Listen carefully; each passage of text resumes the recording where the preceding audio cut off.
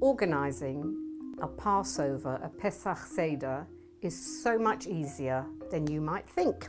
What is brilliant about Seder is that you can have lots of people around the table or just a few people, and you are explained every step of the way how we remember what happened to us when we were slaves to Pharaoh in Egypt. This is our Haggadah, our recipe book, our guidebook to what to set up for Seder and then how to run the Seder.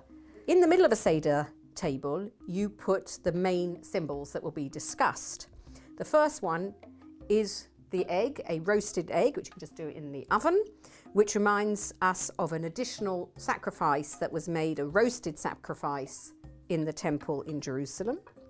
This is a real lamb's shank bone, but you do not need to have a real one, to remind us of the roasted lamb of the Passover sacrifice. You have maror, reminding us of the bitterness of being slaves, which is horseradish. Then we have kalpas, which is the hors d'oeuvres, which is the spring vegetable, which is how we start the Seder. And as you can see from this lovely sunny day, Passover is our spring harvest festival.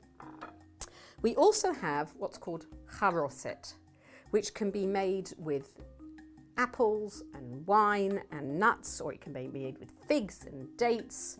Lots of different people make them in different ways. And it's meant to remind us of the cement, the dense cement that was used when the Israelites built pyramids when we were slaves in Egypt. We also have on the table matzah, which I'm going to put into a 3-layered cover, but you can just put serviettes or something on it, which is called the bread of affliction, or the poor bread, because when we were slaves and we had to leave Egypt in a hurry, we didn't have time for the leavening and the lovely fluffiness that is bread rising. We had to run out of there, and this is the symbol, you can hear it, of affliction. Also on the table, you will find an egg, which is how people start the meal itself, which is in salt water, because during the meal we dip in salt water. And what is the salt water about? It's about our tears. It's the tears of slavery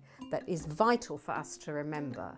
The whole point of Seder is to remind us where we came from. So from the point of view of needing to set things up, you need 2 candles in order to light the festival candles, and you can really set this up in an hour. One of the most important things that we do at Passover, at Pesach, is invite people we don't know. Invite others into the Seder, particularly people on their own who might want to be included, or people who can't afford to have a Seder. That is the key message of Pesach. We were slaves, so we need to identify with other people who may be having a hard time. Our job is to bring justice.